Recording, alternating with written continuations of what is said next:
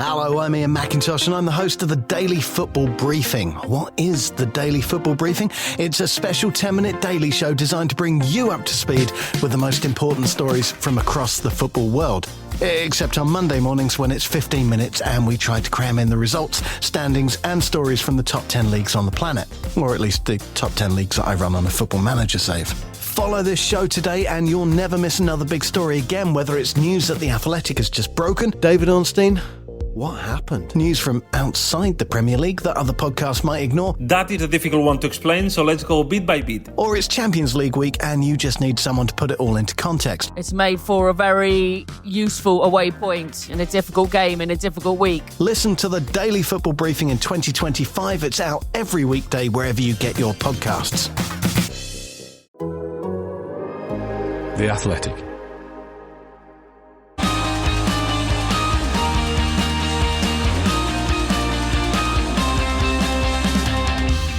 The race is on, and as launch season edges ever closer, we face your questions on all things F1, from Spa's rotation deal to Lewis Hamilton's Ferrari move and rookie preparation to Carlos Sainz's decision-making.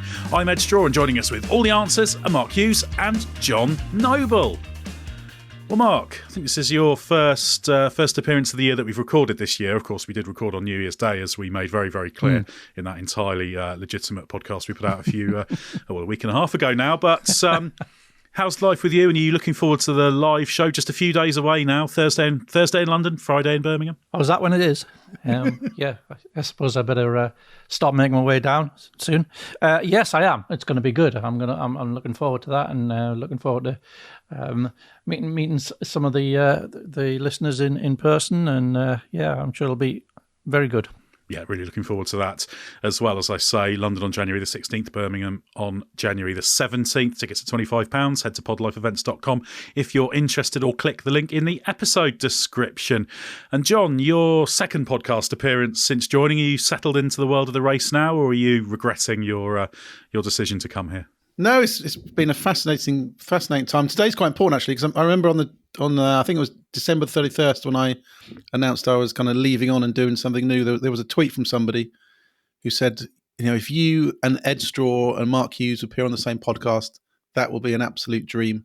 So this is it. Somebody today is very, very happy. Excellent. Well, very, very pleased to deliver on their dreams. But, thanks for the enthusiasm. But honestly, dream bigger. That's what I'd suggest. That would be my advice for life. But we hope this does live up to expectations. And certainly, we're looking forward to it. Every journey's got to have starts with a single step, Ed. You've got to be realistic on that first step.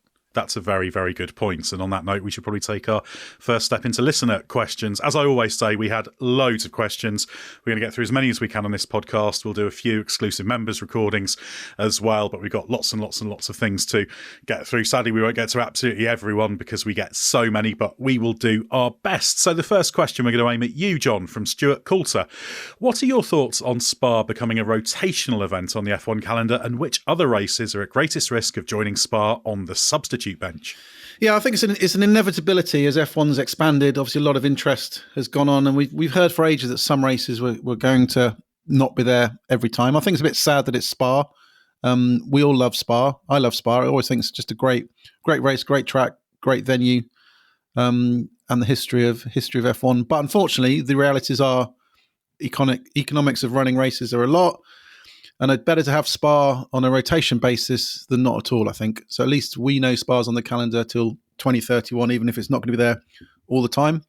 We don't know yet how it's going to shake out. We don't know kind of how they're going to slot in with these potential new races. Will it be Thailand? Will it be Rwanda? Will it be South Korea? Is it going to be Turkey? But I think in terms of the European races, I think you've got to look at Imola potentially not being there all the time. Does it fill in occasionally? Barcelona, is it still got a chance alongside Madrid? Potentially, if it can pull a package together. And Baku's one of those that's going to fall off every year because his contract's up after 26. So there's those three. But then also I think you've got some other contenders coming outside. I understand that France is pushing a little bit to get a Grand Prix back.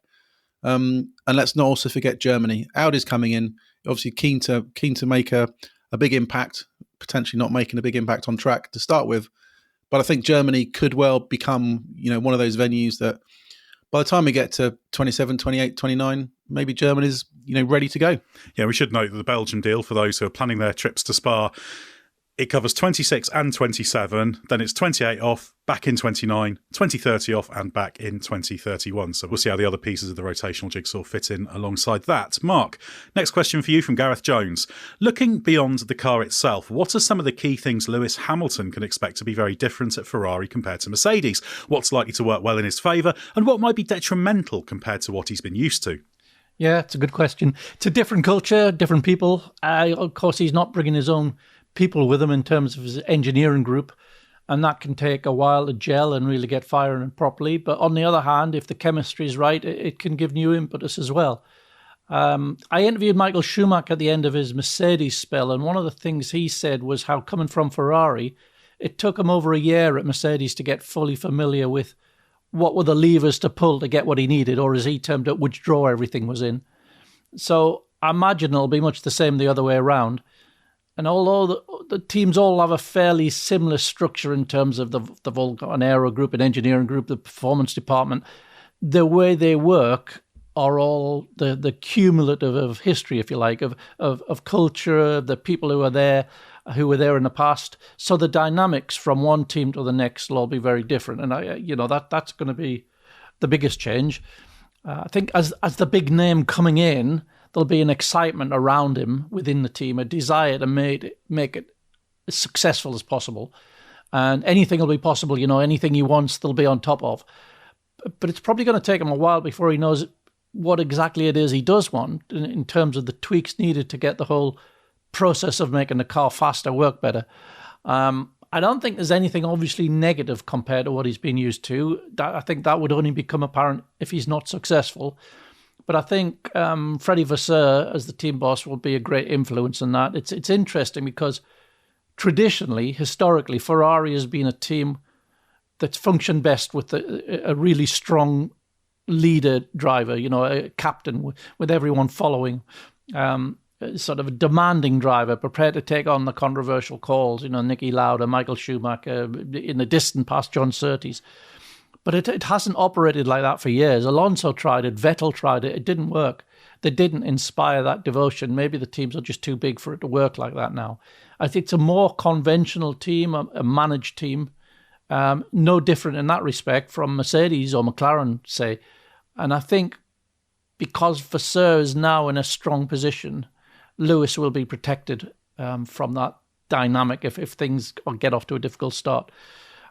It's run as a two-car equal team, just as Mercedes was. He had no priority over Rosberg or Russell. The only time he got priority over Bottas was when he'd established a big lead over him. Otherwise, they were run as equals there, and it'll be the same here with Leclerc, obviously. So I don't think that different overall. I think the biggest thing will just be the familiarization with a different group of people, a different structure of place, and the big spotlight of being a Ferrari driver, I think will be less of a thing for him. He's been the most high-profile, most scrutinised driver in F1 history, probably. So I think that aspect of him will be water off a duck's back. So probably less of a sea change than it might have been for someone of a lesser profile, let's say.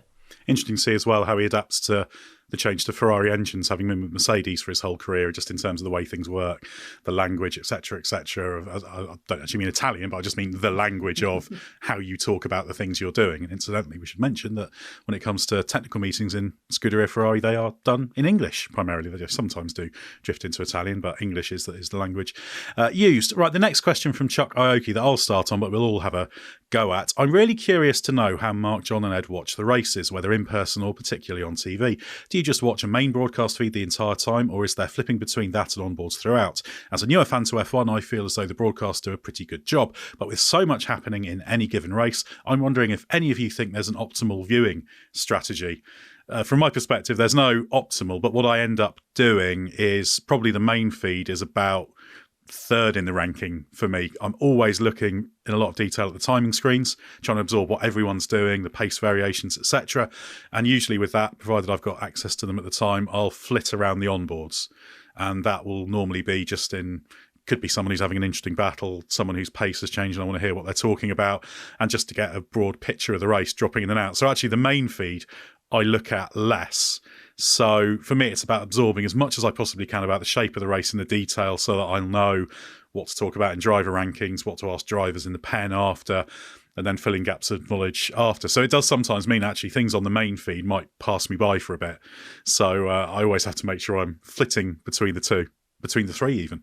From my perspective, mainly is the main feed, because you're trying to pick up the main stories and strands and themes. But I think the one extra or two extra elements I think are really important. One is a proper timing screen, because you need to understand, what's going on beyond just the gaps between the cars. So you need to know when people have come in. Is it an undercut? Is the undercut powerful?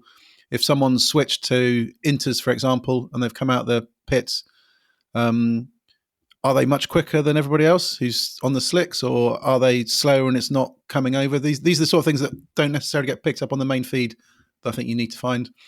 And also think listening to as much team radio as possible, because there's lots of stories and stuff going on in the background. The world feed doesn't broadcast everything. There's a step you get from the F1 app. Normally I find we get some extra elements. And I think there's another step you get on F1 TV where they broadcast pretty much everything. So I think I think it's the information. But I think the world feed isn't bad these days for picking up the story. And a lot of the stuff, sometimes you need to kind of go back after the race anyway, as I'm sure you do, Ed, in terms of onboards and radio messages, and especially what was said when, because a lot of stories are kind of controversies and stuff come up. You don't realise at the time that this was quite a significant radio message. Yeah, same for me, really. I think, as Johnny said, the F1 app is very valuable. F1 TV is a great facility because the extra features you get with that. When I'm attending a race, when I'm covering it from the venue itself, I'll be in the Sky commentary booth where I'm helping Martin Brundle and David Croft with information, and typically that's to do with strategies and gaps and things like that. So I'm faced with a sort of barrage of information up there, as well as listening to them. But timing screen and the extra features you get on the apps. Absolutely. That if you really want to get into it, if you really want to sort of drill deeper and deeper and deeper, that's how you would do it. But maybe you don't want to follow it in such detail. In which case, you can just enjoy it as an experience, and it turns out however it turns out. Yeah, it's very much a barrage of information. That's what it always feels like to me. You're trying to get it all and absorb it all, and you can't do absolutely all of it. And you're always thinking about, looking at everyone's strategy, and you might think, right, they've got a window to whoever. So then that informs your understanding of the race and why decisions are made later. But sometimes it varies, because at the races, you don't necessarily always have a feed with commentary, say, or you might struggle to get F1 TV to work or something. So it does vary. I mean, there was a time when you'd just go in there and you'd have a silent TV with the main feed on it, and that was basically it. But also the teams go back afterwards and are reviewing races from onboards and cameras. I spoke to Alan Permain in end of the season talking about Yuki Tsunoda and his kind of the way he's adapted to understanding his tone on the radio and all that sort of thing. So he said one of the things they did with Yuki was they sat down and they watched Max Verstappen's onboard from Brazil. Very, very tricky race. How did Max interact with GP basically throughout that race, and the calmness amid the world of chaos that was going out on track this year. So these are the sort of things that teams are doing afterwards. At the times they can't pick these things out, but afterwards there's a stack of information and lots of pointers and stuff all out there. I must admit, I often, just in the week, like when I'm working, I'll stick on race onboards just to have them playing in the background, just to catch things up, because obviously you can't watch everyone's race onboard in full at the end of the weekend. You just can't do it, but it's always interesting just to kind of backfill with details and that kind of thing. So it's it's a fairly frantic process, I would say, trying to follow the races live to then know what you need to chase and ask people about and write about, talk about, do videos about, etc. Next up, question for you, John, from Thomas Knights. What team do you think is most likely to pull a Haas 2021 and focus 100% on 2026 and not upgrade the 2025 car at all after launch? And connected to that, Aaron Riley asks whether Sauber might be the team that puts all its efforts into the 26 car. I think all of them would absolutely love to launch the 25 car and then stop development and focus everything on 26, but that's not going to happen. I think Williams is potentially the most likely to go earliest. I think James Vowles has always been absolutely clear that 26 is what matters. The focus is on that. So they'll go as early as they can, whether that's launch spec whether it's that kind of first spec after the first flyaways, we don't know yet. I think the rest is a lot depending on how the season pans out. From Sauber's perspective, I think they fell too far behind. I spoke to Mattia Binotto at the end of the season. He says, it's not been good, that they fell off the back. There was no plan, no strategy, no progress. Updates weren't coming through, and you can't judge a team's progress unless you see the performance on track. So I think he wants to push on and see that as an indication, a step into Audi's future. So they're not going to write off this season. And as for the rest, I think a lot will depend on gaps at the start of the season. If a team's half a second, 1 second off the team in front, I think there's no way to close that down. Then the plugs will be pulled and attention will go to 26. And I think that'll steadily shuffle up the order. And it may even be the team in fourth place. If that's Mercedes, is it Red Bull, is it McLaren, is it Ferrari? If there's a gap to the 3 teams ahead or 2 teams ahead or whatever, they may decide that we're safe from behind, we aren't going to make progress to the front, let's pull the plug. But I think everything will depend, as we talked, I think, about in the last podcast. Everything's going to depend on gaps, basically, after these first segment of races. And of course, it's important to remember that 26 isn't totally disconnected from 25 insofar as you're using the same methodologies and testing, and you're building the same body of science. So sometimes there's things you need to do with the 25 car to validate methodologies you're using in 26, even though they're completely different cars. So yeah, it's a very fluid answer, as John there said, depending on how things play out. Mark, a question from Ollie Emerson. Prompted by Mark's article on why Ferrari's car may suit Lewis Hamilton better than Mercedes, are there any drivers that have switched teams that you think could benefit from the traits of their new car relative to their driving style? Or even the other side of the coin, drivers that may struggle with their new car for a particular reason? I think it's only really at the extremes that this becomes a factor. I think drivers who've found an advantage from a particular extreme, like Verstappen, Hamilton, in the past, Kimi Raikkonen, Sebastian Vettel in the blown diffuser era, they all found a way of getting something extra from an extreme on corner entry, invariably in slow corners, as that's where the differences can be made in approach. And on fast corners, it's totally aero-dominated, and there's no real variation in technique. But it's how they overlap braking with corner and force, how they use the throttle, what their sensitivity is on the brake pedal, on the throttle pedal, just how they're feeling the car so that they can get that quick rotation early in the turn, get the car set very early without it building into a time-consuming slide. I think that's those who have found a way of doing that differently from the rest are the ones that would be most exposed to any change in car balance, from one car to another. So maybe Lando Norris is one of those. I'd like to see him in a few different cars. But in the main, the styles are somewhere in the middle. You wouldn't expect to see that much variation according to the style. Maybe at Red Bull, Lawson might be better placed than Perez was in terms of being closer in how he drives a car to the Verstappen's preferences. It's a bit early to say. Maybe Carlos Sainz. I mean, he's a super adaptable driver, but I think he maybe will take the Williams to a more demanding place in terms of the development direction. But again, I don't think you're looking at big swings. So generally, no. I'd be looking at how Hamilton's late brake wave, getting quick rotation without it building into a slide, can be made to work at all in this generation of car, which is very heavy and on relatively weak tyres. So it mitigates against that, and mitigates against it even more when you have a car with not very much pitch and dive, which these latest cars don't have. But the Ferrari did seem to be a more pliable car than the Mercedes in the early phases of the corner, and certainly some of Leclerc's performances suggest that the way that he was able to drive it into the corner. So yeah, I think Hamilton's the really interesting one on this, but I'm not really looking at anything radical in how from the others and how they might be affected by any change. Next up, a question from Gavin Cameron that I'll take. What tyre changes are there for 2025? Well, probably the most conspicuous change is the fact there's now a C6. So that's a new softer compound that's aimed to be used at tracks like Monaco, Montreal, Singapore, Las Vegas. They haven't confirmed that yet, but that was the concept. So that's a new softer one in the range that can be used occasionally at tracks that will allow it. And that could be particularly good for Vegas, where tyre warm-up in particular is a real challenge. But in terms of the actual tyres themselves, the objectives were to reduce the overheating, and also to try and tackle the graining problem they've had a bit of late by reducing the amount of abrasions. What we've seen in testing suggests, or at least Pirelli say they're relatively happy with that, because in the Abu Dhabi test, which was a little bit warmer than it had been on the race weekend, they had about the same overheating problem, which they think condition adjusted means that it's a little bit less of an overheating problem.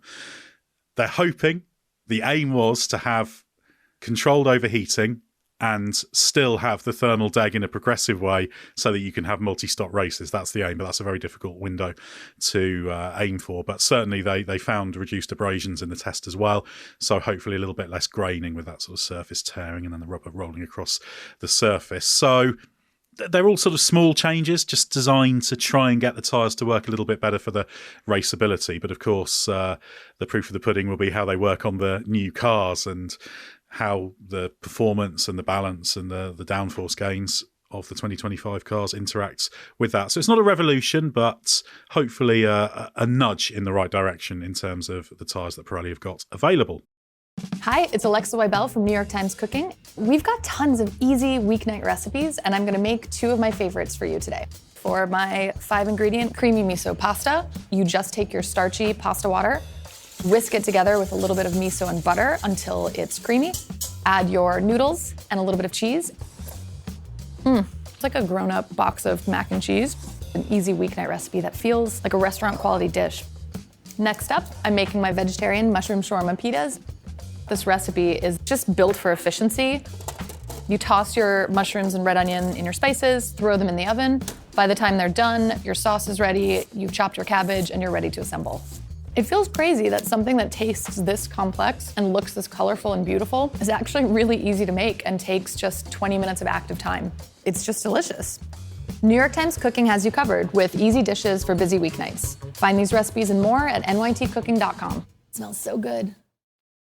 Okay, we'll move on to part 2 of the podcast now with a question from you, John. It's actually a portmanteau question made up of 4 questions from Dave Smith, Andrew Ferg, Chris Parrott and Todd Bryant. Which driver who dropped off the grid in 2024 is most likely to return in the future, either in 2025 or beyond? We probably have to split this question because since that question was submitted, Colapinto's Alpine deal, which we've talked about on the pod, probably puts him on pole position. So I guess we can tackle the Colapinto question and then the who's the next one in the queue question. Yeah, I think Colapinto is obviously clear favourite for this. It's a reserve and test role at the moment, but I think it's fairly clear that, you know, Colapinto wants that seat. He's been taken to Alpine because Flavio sees him as part of the future. The question is, you know, when and how those circumstances come in. But I've got no doubt at some point Colapinto is going to be in that Alpine. Whether it's this year, whether it's next year, whether it's 27, is happening. I think. As far as the rest are concerned, Kevin Magnussen, I think, you know, his future sports cars. I think he's had his time in Formula One. I think he's pretty eager to kind of move on, have a new racing chapter. Doesn't mean he won't be testing a Formula One car. I think there's still some discussions with Haas about having some roles. So we'll still see him around, but he isn't the site who's going to sit around and be a reserve driver and wait for the main guys to break a leg and jump in the car. He's got much better things to do with his life. So they'll be on that front.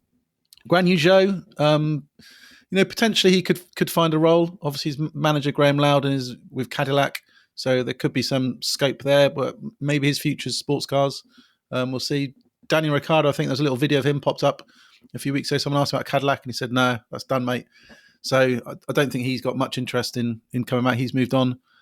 Bottas, Mercedes Reserve, he's got an eye on 26. You know, he could be someone for Cadillac. There could be some other options. So we can't rule him out. He's going to be pushing. Sergio Perez, well, probably a time at home with the family, have a bit of a break. Maybe Cadillac could be good for him. I think they've got some decent options of experienced drivers out there if the hunger's there and desire's there. And Logan Sargent, sports cars. Yeah, good summary there. I think outside of Colapinto, I'd maybe put Bottas at the top of that list. I'm not saying he is going to be back, but he seems to be someone who's got the experience and the ability that if somebody needs a proven driver, he's the obvious one. Mark, a question from Jake that's looking back a few years. Do you think the pink Mercedes could have won more races with different drivers in 2020? Absolutely. I remember saying at the time on one of the podcasts, I believe the pink Mercedes is the second fastest car. And it only looks like the Red Bull because Max Verstappen is driving it. And when you looked at the difference in qualifying averages overall in 2020 between Verstappen in the Red Bull and Perez in the pink Mercedes, it was a much smaller gap than we saw subsequently between Verstappen and Perez when they were in the same car, which tends to back up that idea that that was actually the second quickest car of that season. And so I think, Perez did a wonderful job in, bringing the team forward in when they got that quick car, and he got that great victory from the back and Sakir. But I think if you'd had a Max Verstappen or a Charles Leclerc or a really quick guy in the other car, I think that would have been considerably more successful. The next question I'll take comes from Michael Ruggiero. I've been wondering how we would have evaluated the RB20 in 2024 if Red Bull had both drivers performing at Perez's level. Would we have just assumed it was a mid-tier car? Can you think of a great or potential championship-winning car from the past that we may not have realised was great because both drivers so dramatically underperformed? That's a good question. Well, the first place to look at it is if you use Perez's average pace to generate a super time, as we do, which is the average as a percentage, that actually drops the Red Bull to the sixth fastest car on average, just fractionally behind Aston Martin. So there's your kind of pure numbers answer. But I think if you didn't have Verstappen in the car and there was another solid driver at Perez's level, say, I think that would have raised Perez's level as well, because you optimise a car, you develop a car around a driver's tolerance. And as a general rule, a car that does have some rear instability is something that can be quicker, provided the driver can control them. So that tolerance tends to decide where you go with the car. So if you take Verstappen out, I think you change the direction that Red Bull's developed with. I'm sure with two Perez's, it wouldn't have been considered a championship threat. So you'd have probably said it was a decent car. But I think it's such a big fork in the road, because if you don't have Verstappen in the car, you don't have Verstappen in the car, say, for previous years developing it, and you go on a whole different avenue, and maybe you get something that's a little bit more 2020 racing points, perhaps. In terms of cars that could have been a championship threat, the one that leaps to mind is the 95 Ferrari with Schumacher, simply because of when he jumped in the 95 Ferrari, he was way quicker than the existing drivers. And then the flip side of that is, I know Ross Brawn's talked about thinking that probably Schumacher would have won the title for Benetton in 96 if he was still there. So that's an example that leaps to mind, as maybe does the 2020 Racing Point, as we've just discussed. But I think it's important to remember there's two mechanisms. One is drivers extracting the maximum potential from the car. But two is defining where you go with the car because of the driver's characteristics and tolerances and contribution. And so you can get a virtuous circle whereby a better driver will make a good car even better and unlock a direction you can go in that mere mortal drivers couldn't do. While a good car, or a potentially good car, in the hands of an extraordinary driver like Verstappen can actually be dragged down if it doesn't have the drivers. So, that's how I see that challenge. Anyway, John, a question from Neil Clark. On a couple of podcasts in recent months, you've hinted at the progress of the 2026 engines. That's a you in the race terms rather than you, because you weren't here months ago. Most recently suggesting Red Bull is behind. Previous one suggesting Audi making surprising progress and Mercedes potentially strongest. Are you able to give a more comprehensive overview of your understanding of all the suppliers?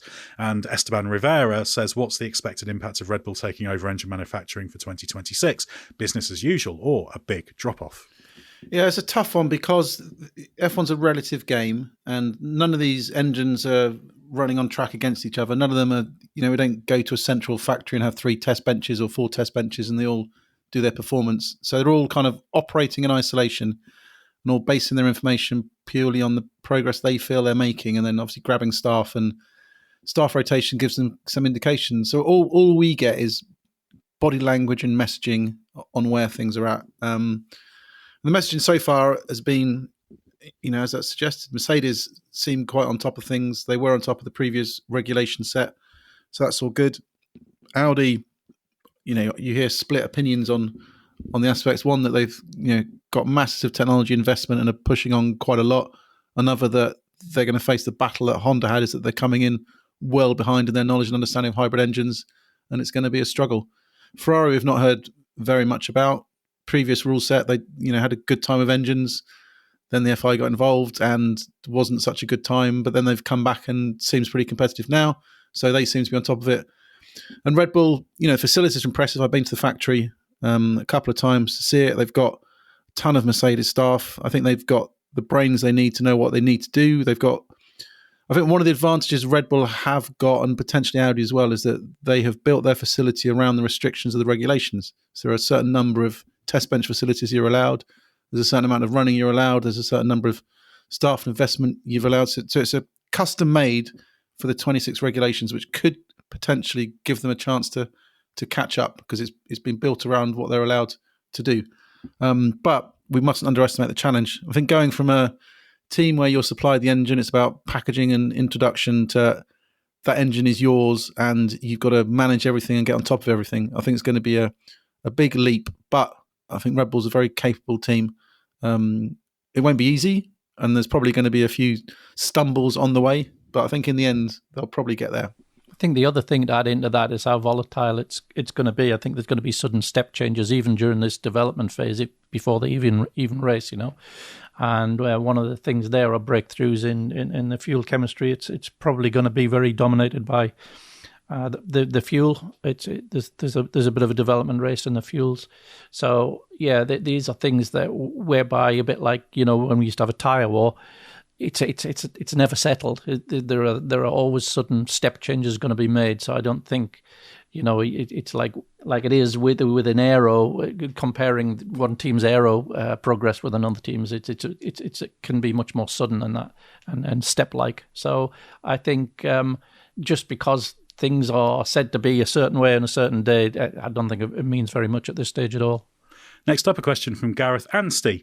When Nico Hülkenberg joined F1, we heard a lot about his potential, which the car didn't suit. Since returning, the car suits him better and we have seen him shine. What driver do you think could have seen the biggest uptick in their career had they driven in a different era, Mark?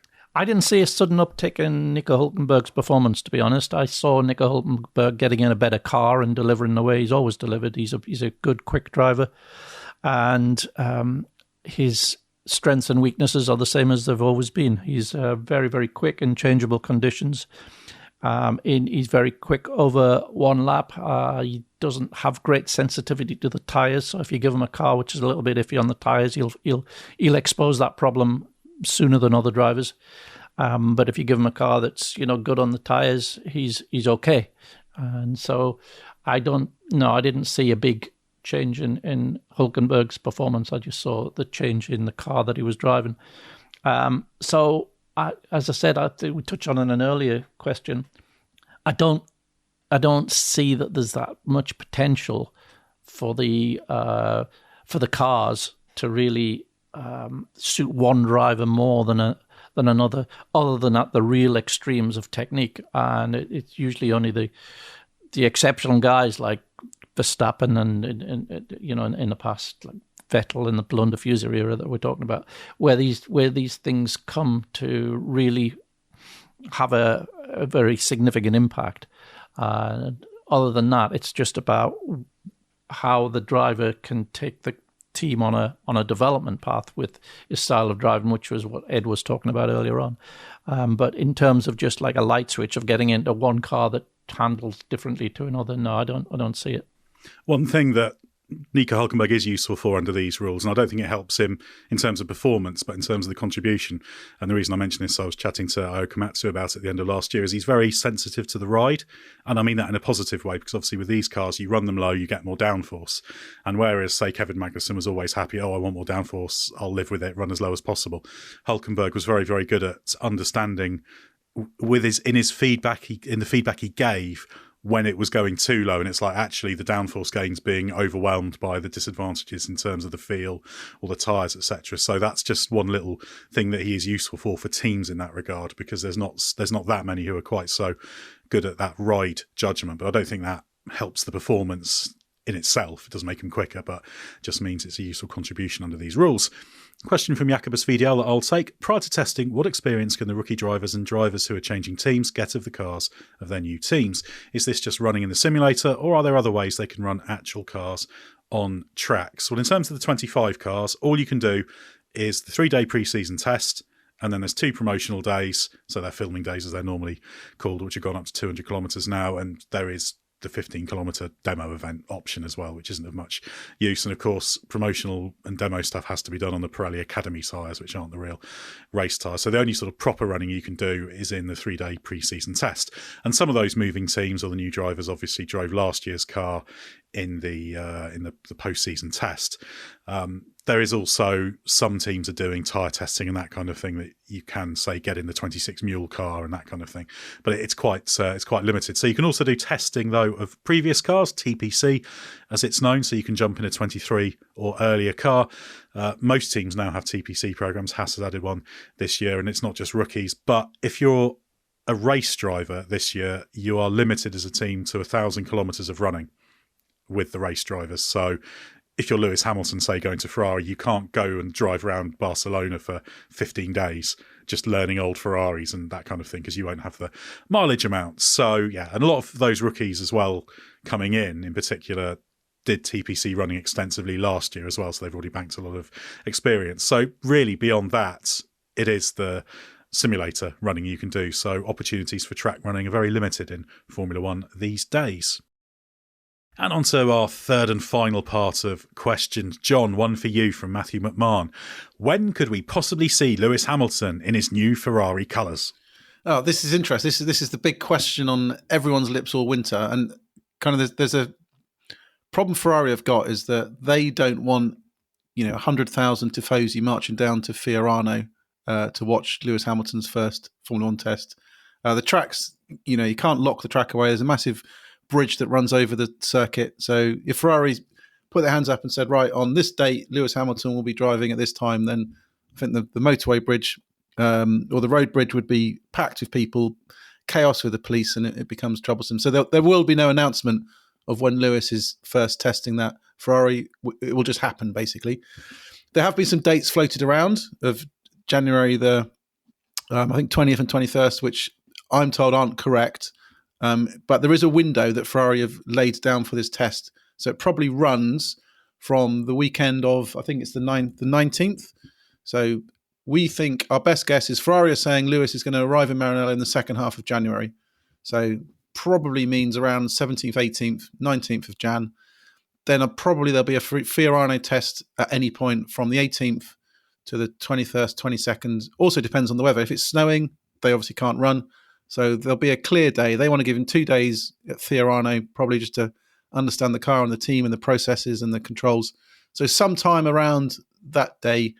But I'm afraid, you'll be in the same boat as us, that we'll wake up one morning and we'll look on social media and there'll be a tweet or a post from Ferrari and Lewis Hamilton will be in the Ferrari, and then our day off will be gone and we'll be working very, very hard.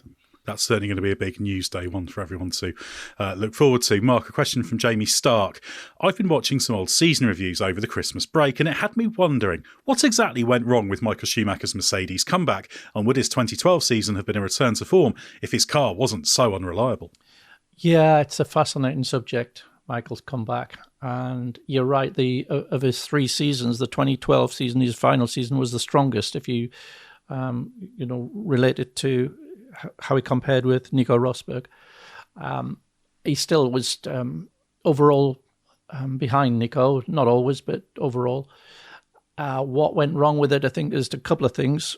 The first thing was that with a control tyre, he was no longer able to tailor the tyre to his own demands, which he'd had at Bridgestone and Ferrari. He could just pretty much dictate the direction of development of the tyre itself, and that was a massive thing, because Bridgestone were pretty much tailor making them for him. They were supplying Ferrari and a couple of tail ender teams, whereas Michelin had all the rest of the grid, so no driver had that facility. So he was able to get a car that was balanced in the way that he needed for his quite extreme driving style that we touched on earlier on, the way that the really super drivers can find a way of squeezing from an extreme way of driving, stuff that's not accessible otherwise. And he was able to open up that window with the tyre development, and he never had that in the Mercedes. The Mercedes, not only in terms of the tyre, but just in the way that car was balanced during his 3 years there. It was never a car where he could sort of just take in huge amount of speed and then just sort of turn in slightly early, come off the brakes, partway through the turn and have that complete, and then have the whole car drifting for the rest of the turn. That was basically how he used to drive, and it just wasn't possible to drive the Mercedes in that way. And I think that's one of the fundamental things that is misunderstood broadly, is that a great driver, how he gets his speed in a car that works for him, that doesn't mean he will have that advantage over someone if you put them both in a car which has a relatively low ceiling, because it imposes a false ceiling on them both, if that driver can't use his extreme style to find that area of advantage he otherwise have. So I think you were seeing a little bit of that. But also talking when Michael Schumacher's surgeon came and gave us a little chat about what injuries he'd suffered in his motorbike racing crash, it became clear that that was a far more serious injury than was generally appreciated. He said in 98% of cases, such injuries are fatal. And he said that there were, I think, 3 crucial nerve ways that had been absolutely destroyed, and that the body has to build, basically makes up a new neural pathway with experience. So it just takes blanks and rebuilds. And I think that when you do that process at a later age, it probably doesn't work as effectively as if you're doing it coming back from injury at a younger age. So I think it's quite possible that he just didn't have that same feeling within him as he'd had prior to his injury. So I think there's a couple of things. A, it was never a cutting edge top class car that he was given. B, his ability to direct it and to become that had been limited, but he didn't have the same tools around him as he'd had, mainly through the abandonment of the tyre wall.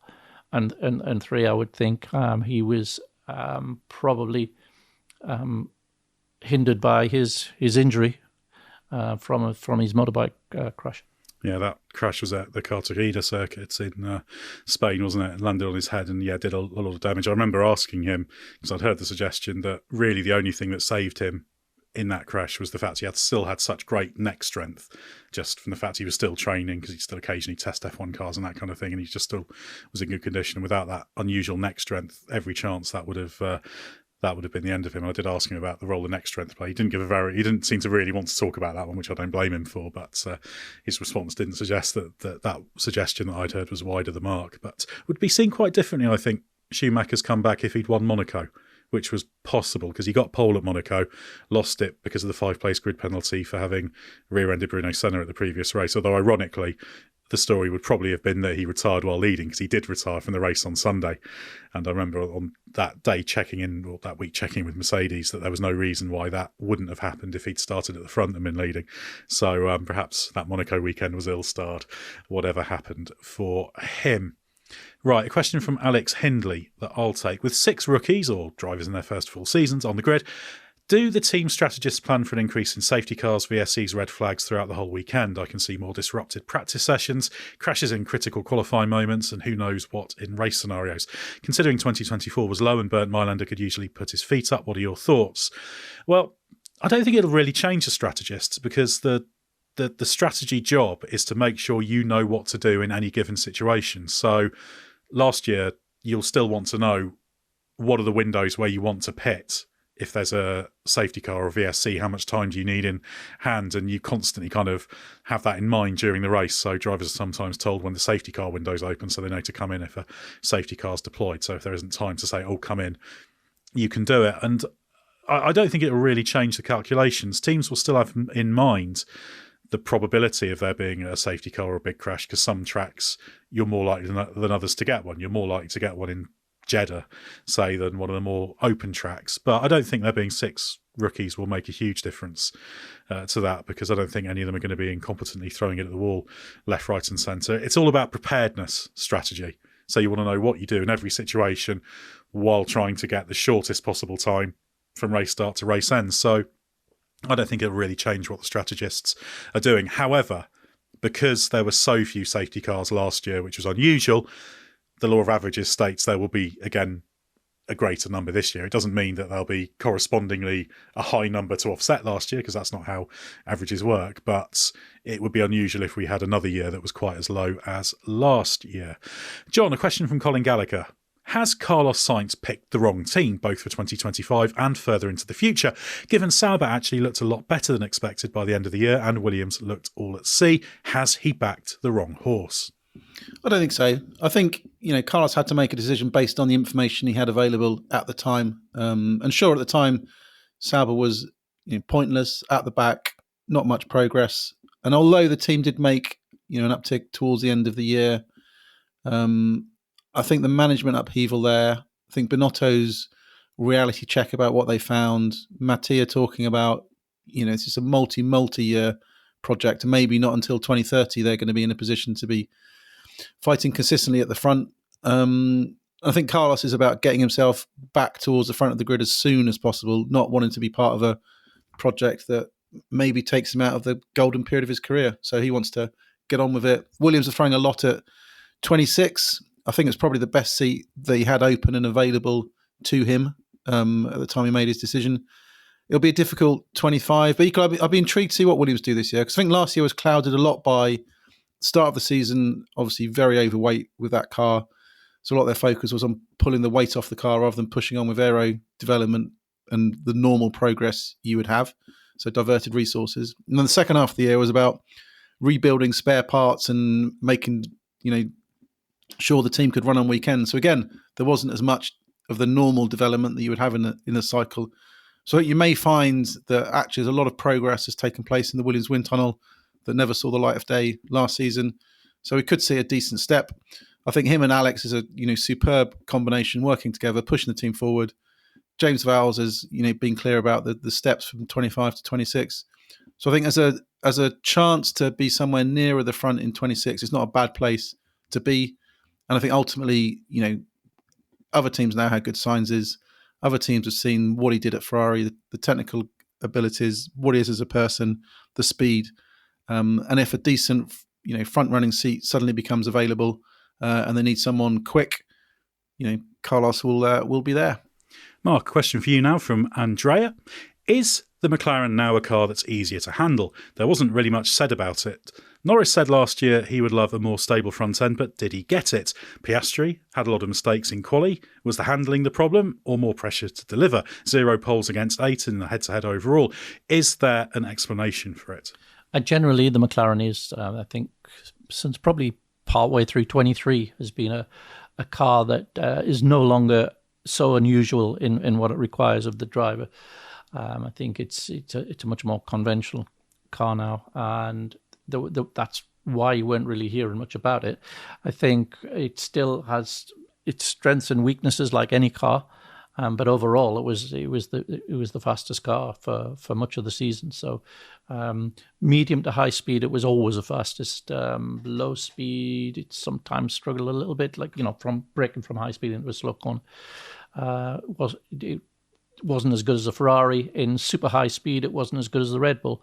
But as a combination of those three corner types, it was probably the best. So yeah, I don't think there was any particular trait that either driver struggled with. It was just a quick car, and it was just down to how each driver exploited it the best on any given weekend. Sometimes that was Piastri, more usually it was Norris. And I think if you're looking for is there an explanation for it, it's pretty simple. It was that Norris was driving faster. He was, I think Norris's peaks have always been extraordinarily high, and I think as his experiences built and as he's got a steadily more competitive car and become more confident in it, so you're seeing those peaks being strung together more regularly, and I think that's an extremely high bar for a young driver like Piastri to come in and be expected to compete at. And I think partly this was Piastri came in extremely highly rated, and I think it was deserved that reputation. At the same time, as a general, and still is, I believe, a general underappreciation for just what level Norris is driving at. And I think there were several occasions last year where he was the reason the McLaren was on pole, in that he delivered several times a better individual lap than Max Verstappen did. But the perception, because Max is the overall best driver, and I don't think there's any question about that, still he is. But that doesn't mean he's always the best driver every time he takes the track. That's not how things work. And I think Lando is reaching a level that very, very few could reach. And that's what Piastri's got to be aiming at, and it's realistic for him to be aiming at that, but it's by no means a given. And so I think that's where we're at with those two drivers, that particular driver pairing, which is such a fantastic pairing, incidentally. And the final question comes from David T that I'll take. After watching the Brawn documentary, I watched the 2009 F1 season. In the documentary, I remember Ross Brawn saying that it was not just the double diffuser that made the Brawn a good car. I noticed that the Brawn did look different. The wing seems lower to the ground and looks different. The sloped nose and the airbox all stood out.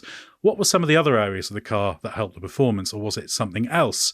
Well, it actually reminds me a little bit of the Australian Grand Prix, because I remember walking down the paddock interviewing Ross Brawn after the race, and he said words to that exact effect, that it's not just the double diffuser. I think we used that for Top Story in Autosport magazine that week. And yeah, some of the features you mentioned are relevant. The front wing's very important. It's not lower to the ground than anyone else's, but it's a little bit different in concept. The end plate geometry was very important. They were moving towards a much better airflow regime feeding the front of the car. A lot of people went in wash. They were leading towards outwash, so that was very, very significant.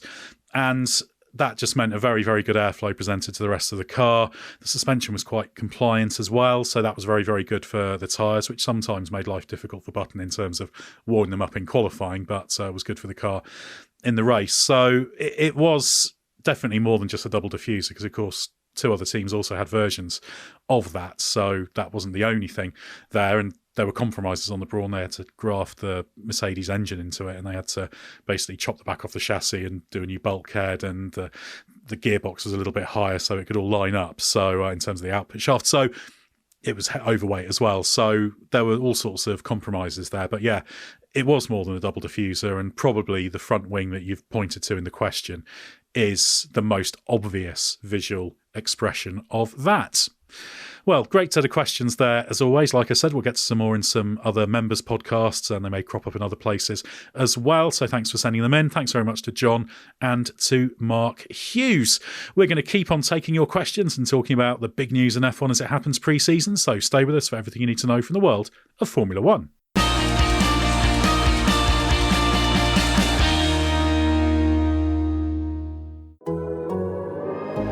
The Athletic.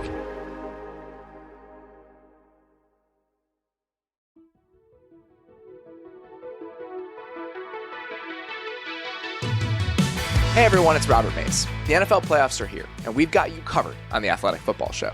From Wild Card Weekend all the way through Super Bowl 59, my co-host Derek Klassen and I will guide you through every game, matchup, and big-time performance on the way to one team lifting the Lombardi Trophy in New Orleans. Catch the Athletic Football Show wherever you listen to podcasts.